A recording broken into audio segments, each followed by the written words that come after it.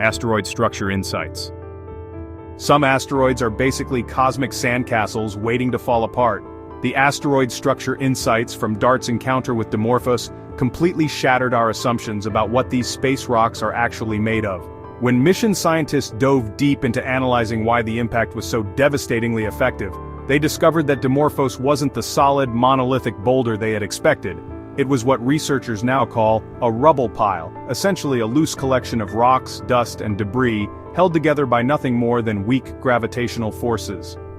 This revelation explained everything about the spectacular 32-minute orbital change and why the debris plume was so massive. Think of it like the difference between hitting a concrete wall versus a pile of gravel. The energy transfer is completely different. When DART slammed into this cosmic rubble pile, it didn't just create a neat crater like punching solid rock. Instead, it excavated enormous amounts of material, launching chunks of Dimorphos into space and creating that dramatic comet-like tail that telescopes tracked for weeks. This discovery fundamentally changed how scientists classify near-Earth asteroids and assess potential planetary threats.